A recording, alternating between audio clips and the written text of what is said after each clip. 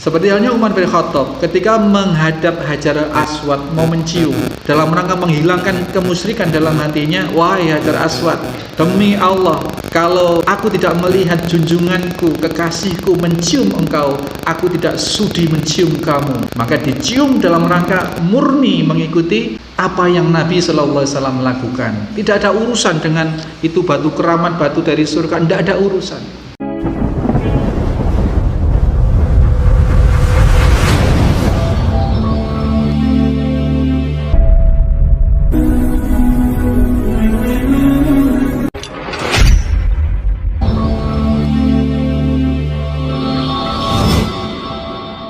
Assalamualaikum warahmatullahi wabarakatuh. Innal hamdalillah nahmaduhu wa nasta'inuhu wa nastaghfiruh wa na'udzu billahi min shururi anfusina wa min sayyiati a'malina. May yahdihillahu wa may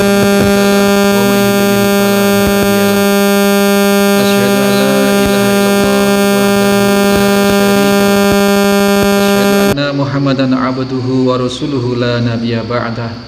Allahumma salli wa sallim wa barik ala Muhammadin wa ala alihi wa sahbihi wa mawala. Qala Allah ta'ala, ya ayyuhalladzina amanu taqullaha haqqa tuqatih wa la tamutunna illa wa antum muslimun. Qala Allah ta'ala aidan, ya ayyuhan nasu taqu rabbakumul ladzi khalaqakum min nafsin wahidah wa khalaqa minha zawjaha wa batha minhuma rijalan katsira wa nisaa wattaqullaha alladzi tasha'aluna bihi wal arham innallaha kana 'alaikum raqiba. Amma ba'du, innal asdaqal hadis kitabullah ta'ala wa khairan hadayu hadi Muhammad sallallahu alaihi wasallam wa sharral umur muhdatsatuha. Ma'asyiral muslimin wal muslimat, bapak-bapak, ibu-ibu, segenap adik-adik jamaah Masjid Al-Muslimun rahimani wa rahimakumullah. Malam ini kita memasuki hadis yang ke-14 setelah berlalu hadis 13 kemarin. Hadis ini serupa.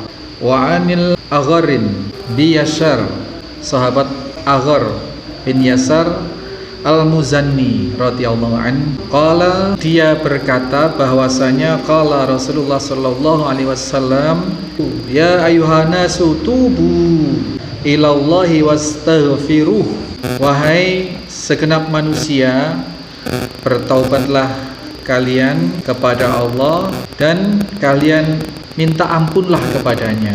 Fa inni atubu fil yaumi, sesungguhnya aku dalam satu hari, ya, aku bertaubat, aku kembali kepada Allah di dalam satu hari mi'ata marrotin, 100 kali.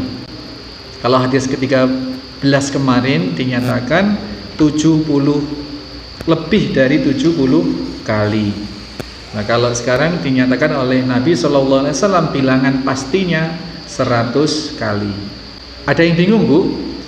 Kok kemarin bilang 70 kali, sekarang kok 100? Kemarin itu bukan 70, tetapi lebih dari, aksaro, lebih dari. Nah, kemudian kalau dalam kesempatan lain, sahabat yang lain mendengar Nabi menyatakan 100 kali, bukan berarti Nabi mencela-mencela, enggak. Ya, kalau dulu 100 itu kan lebih dari 70.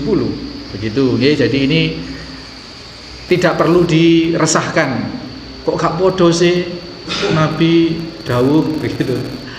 Dulu dikatakan aktsara min sab'ina marrah, lebih dari 70 kali. Nah, kalau sekarang dinyatakan fa inni atubu fil yaumi mi'atan marratin, 100 kali. Berarti jumlah bulatnya 100.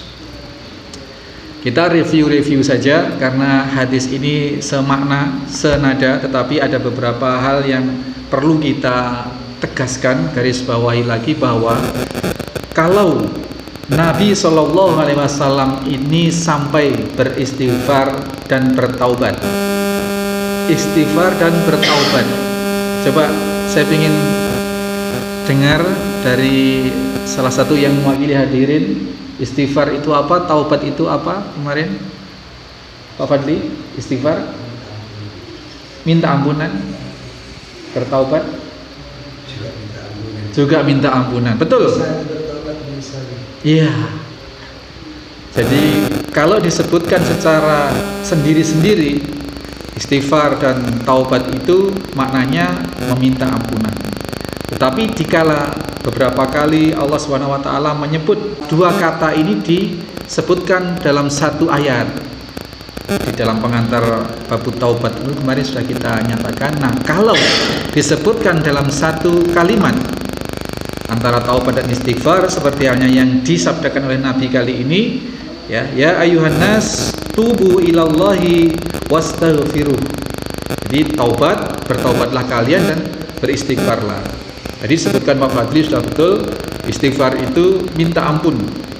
Minta ampun itu terhadap segala sesuatu yang sudah berlalu. Berarti dosa-dosa yang telah berlalu.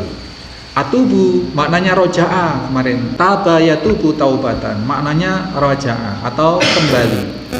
Kembali dalam arti dari berada dalam posisi di luar rel, di luar jalan Allah, masuk ke dalam jalan Allah, ya itu proses kembali. Dalam rangka apa? Dalam rangka ke depan agar tidak lagi nyasar-nyasar. Bagi para nabi dan rasul, terkhusus Nabi kita sallallahu alaihi wasallam, Nabi Muhammad sallallahu alaihi wasallam, taubat beliau, istighfar beliau dengan atas 3 alasan. Yang pertama, karena semangat beliau di dalam beribadah kepada Allah Subhanahu wa taala. Ini adalah merupakan bentuk menjalankan perintah dari Allah Subhanahu wa taala. Maka makna taubat bagi Nabi sallallahu alaihi wasallam serta para nabi dan rasul pada umumnya adalah merupakan bentuk ketaatan beliau, ketakwaan beliau kepada Allah Subhanahu wa taala. Bukan karena banyak dosa. Nabi Rasulullah sallallahu alaihi wasallam terkhusus ini maksum, terjaga dari dosa-dosa. Dan kalaupun ada sesuatu yang tidak berkenan di sisi Allah, langsung Allah tegur, langsung Allah luruskan, otomatis Allah ampuni saat itu juga.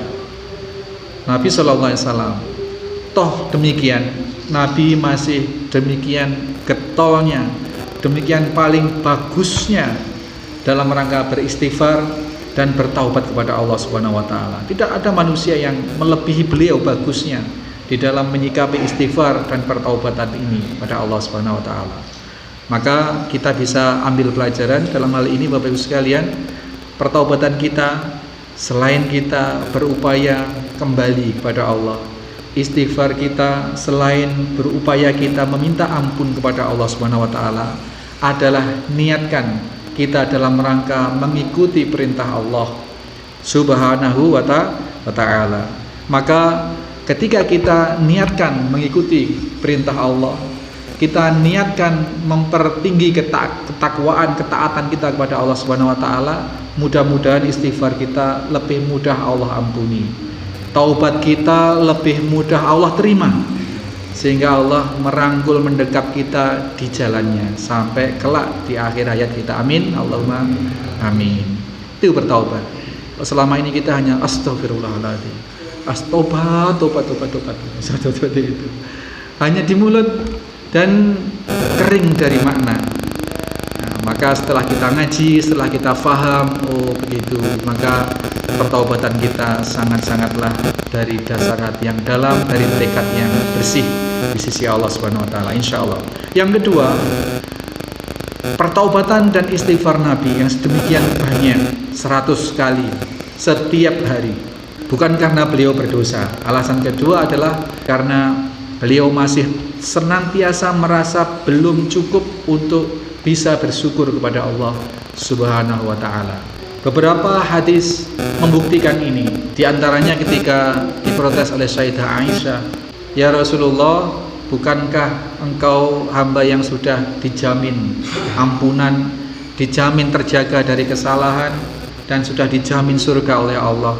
Tapi kenapa begitu amat sholat malamnya?" Kemudian Nabi menyatakan, awala akunu abdan syakura. Apakah tidak ingin aku mendapatkan pengakuan dari Allah sebagai abdan syakura, sebagai hamba yang pandai bersyukur. Jadi bersyukur saja tidak cukup bagi Rasulullah Sallallahu Alaihi Wasallam, sehingga beliau sedemikian memohon ampun kepada Allah. Derajat kesyukuran Rasulullah Sallallahu Alaihi Wasallam adalah abdan syakura, hamba yang pandai bersyukur. Abdan syakura itu yang bagaimana? Di antaranya indikasinya adalah seseorang yang mampu mensyukuri tidak saja berupa kenikmatan yang mengenakkan, tetapi mampu mensyukuri sesuatu yang secara zahir sangat tidak mengenakkan. Derajat yang lebih tinggi dari sekedar bersabar. Bersabar ini salah satu indikatornya adalah tidak menggerutu tadi, tidak menyalahkan takdir apalagi menyalahkan Allah. Ya, ini bersabar. Kemudian di atasnya ridho, di atasnya lagi adalah bersyukur. Abdan syakura, derajat yang ingin digapai oleh Nabi Sallallahu Alaihi Wasallam dan juga merupakan derajat yang direkomendasikan oleh Nabi untuk segenap umatnya. Derajat abdan syakura ini mampu bersabar meskipun mendapatkan sesuatu yang sangat tidak mengenakkan, dengan satu kesadaran bahwa segala sesuatu Allah kehendaki, segala sesuatu Allah ciptakan, Allah kondisikan, dan kemauan Allah itu memiliki maksud yang terbaik bagi hambanya.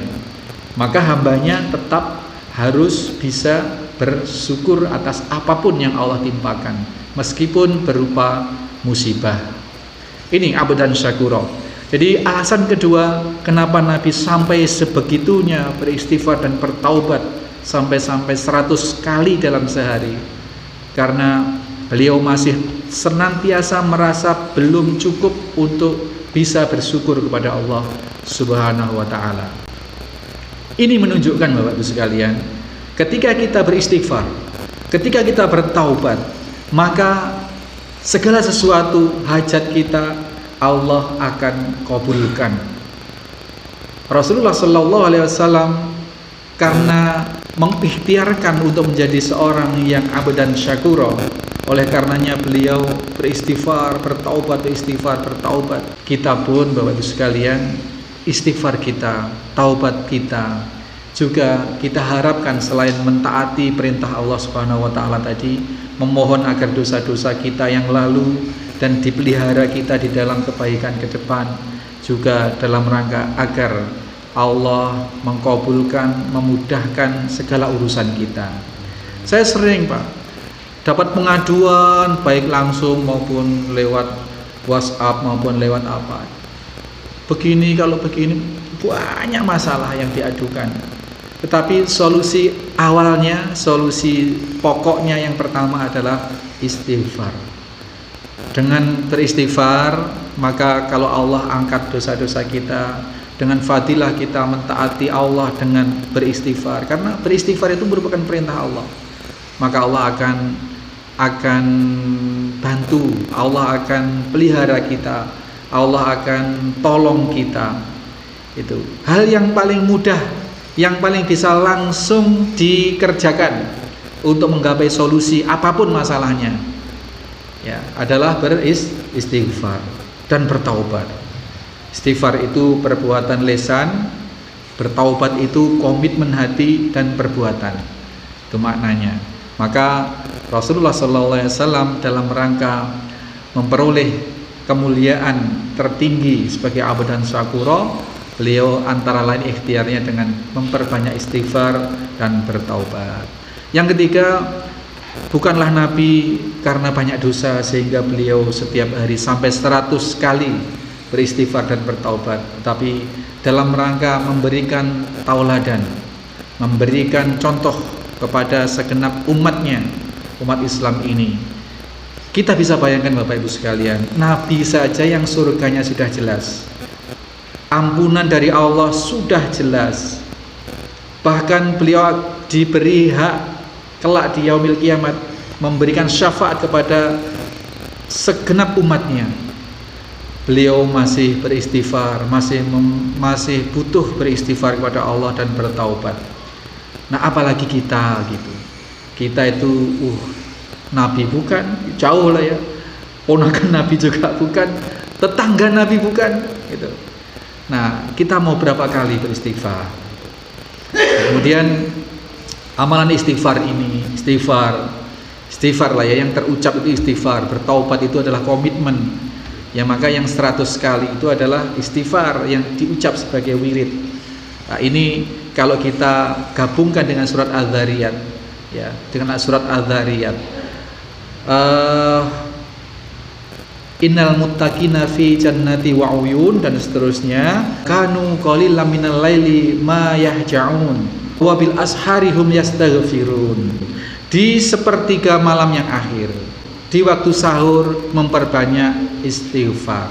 Jadi surat Adz-Dzariyat mulai ayat 15 sampai 19 itu menjelaskan bahwa di antara syarat atau unsur-unsur orang yang mutakin, yang kelak mendapatkan jannati wa uyun, taman-taman surga, itu diantaranya adalah dia mempersedikit waktu tidur malamnya.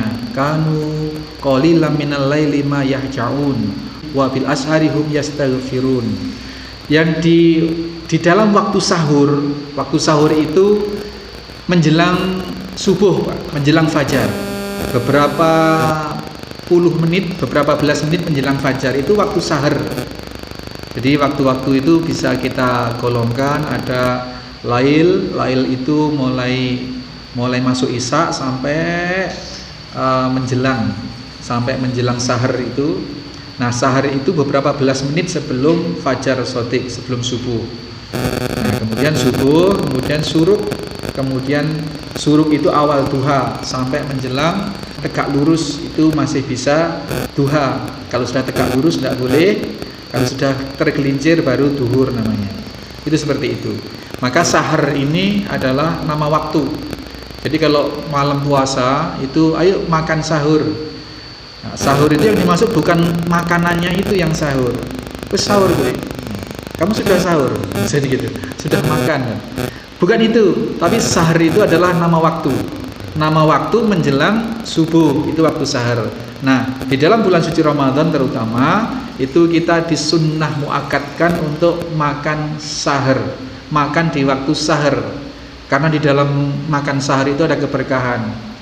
Kalaupun sudah kenyang, setidaknya seteguk 2 teguk air, itu ada keberkahan sahur. Nah, wa fil ashari hum yastaghfirun. Orang yang mutakin adalah orang yang memperbanyak istighfar di waktu sahur. Maka kita aplikasikan waktu sebelum subuh. Ya, waktu sebelum subuh, setelah sholat fajar, ya, setelah sholat fajar, sunnah fajar itu, kemudian menunggu subuh, itu beristighfar. Diupayakan 100. 100 kenapa? Mengikuti bilangan yang dihitung oleh Nabi. Atau kalau tidak 100, 70 lebihkan. Karena Rasulullah SAW menyatakan lebih dari 70 kali dalam sehari. Kemudian ada hadis yang diperjelas adalah 100 kali. Maka itu istighfar 100 kali. Nah, ini karena sifatnya sehari, maka boleh 1 kali duduk itu pagi itu, atau dicicil, Pak. Setiap habis sholat berapa kali sehingga ketemu bilangan 100. Niatkan mengikuti angka 100 itba Nabi SAW, mengikuti hitungan Nabi, bukan yang lain-lain. Ya, mengikuti hitungan yang memang Nabi lakukan, itu saja. Jadi tidak ada urusan dengan kalau 80, kalau 70 nanti bisa ini bisa itu, angka keramat 99 saya tak keramat dan lain sebagainya. Tidak ada urusan dengan itu. Seperti halnya Umar bin Khattab ketika menghadap Hajar Aswad mau mencium, itu masih dalam rangka menghilangkan kemusyrikan dalam hatinya. Wahai Hajar Aswad, demi Allah, kalau aku tidak melihat junjunganku, kekasihku mencium engkau, aku tidak sudi mencium kamu. Maka dicium dalam rangka murni mengikuti apa yang Nabi SAW lakukan. Tidak ada urusan dengan itu batu keramat, batu dari surga, tidak ada urusan. Urusannya adalah mengikuti dawuhnya, mengikuti perbuatan yang dicontohkan oleh Nabi SAW. Itu Bapak Ibu sekalian, beberapa hal singkat saja kita bukalah ngobrol karena ini hadis panjang lebar tentang istighfar, tentang taubat. Nah, kita malam ini spesifik kepada hitungan-hitungan itu. Kalau kemarin 70 lebih, sekarang 100. Sesungguhnya tidak ada kekeramatan atas angka-angka. Kalau anak saya sampai lahir tanggal 19 bulan 9 tahun 2019, itu ya memang karena lahir hari itu. Tidak direkayasa, dioperasi, dioperasi nanti kalau sudah masuk tanggal 19, kayak cucunya SBY Pak, itu ditunggu tuh tanggal 19 bulan 9 bareng lahirnya dengan anak saya yang nomor 4 tuh. Bedanya kalau punya saya malah nggak ngeh, tahu-tahu kalau angkanya cantik gitu, sekedar cantik itu setelah keluar piagam dari rumah sakit 19 September loh gitu. Ya cuman gitu aja, nggak ada urusan dengan angka keramat, angka apa, nggak ada urusan. Qadarullah anak yang kelima itu lahirnya 21 Desember tahun 2001 Pak. Tahun 2021. Jadi 21 12 21. Lagi-lagi bukan rekayasa. Jadi tidak ada hubungannya antara angka-angka, bentuk angka 9, 3, 6, tidak ada urusan gitu ya. Demikian Bapak sekalian, ini hadis singkat, kita hanya perjelas lagi poin-poinnya, dan ini merupakan hadis yang diriwayatkan oleh Imam Muslim sahih. Demikian Ibu-ibu sekalian, Bapak-ibu sekalian.